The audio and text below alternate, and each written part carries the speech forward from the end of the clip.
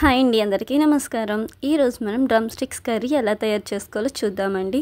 ముందుగా ఒక mixie jar తీసుకుని అందులో కట్ చేసుకున్న టమాటాలు మరియు జీడిపప్పు వేసుకుని పేస్ట్ చేసుకోవాలండి.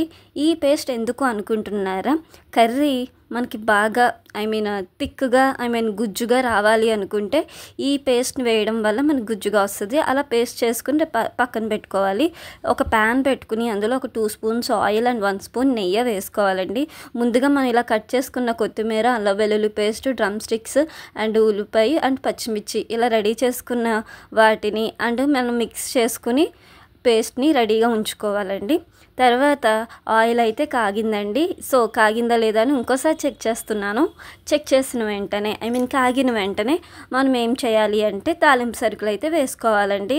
తాలింపు సరుకులు ముందుగా జీలకర్ర వేస్తున్నానండి. తర్వాత ఆవాలు వేస్తాను.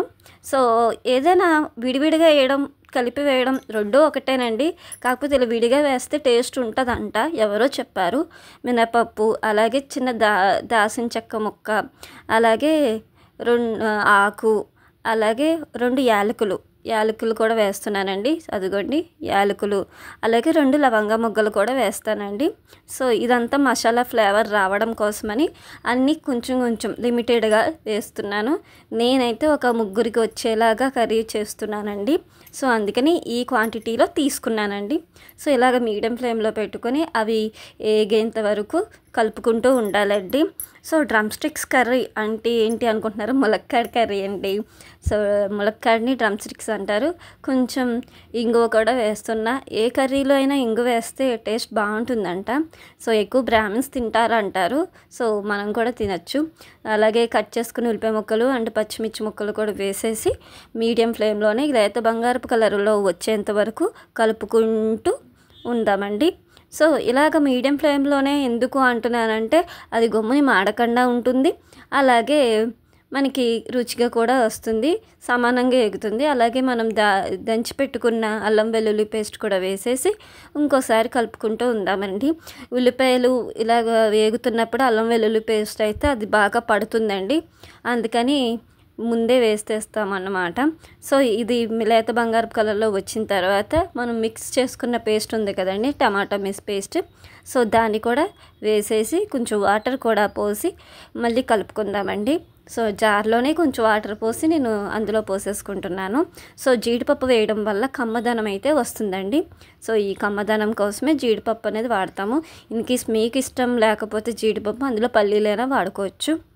సో ఇలా వేసుకున్న తర్వాత దీనికి మిశ్రమానికి సరిపడగా కొంచెం కారం, 1/2 స్పూన్ కారం వేసానండి. ఎందుకంటే పచ్చిమిర్చి కూడా వేసాను కదా, అందుకని.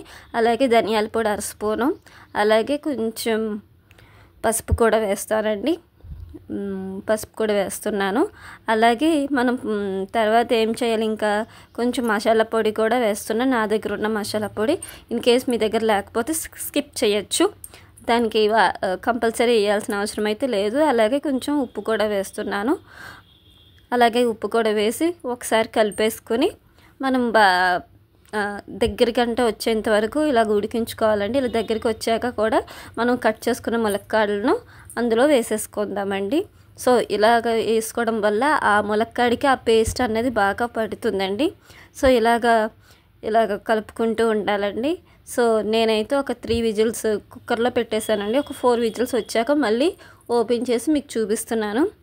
సో ఇలాగ కుక్ అయిన తర్వాత మనం కట్ చేసుకున్న కొత్తిమీరని కూడా వేసుకుని కలుపుకుందామండి.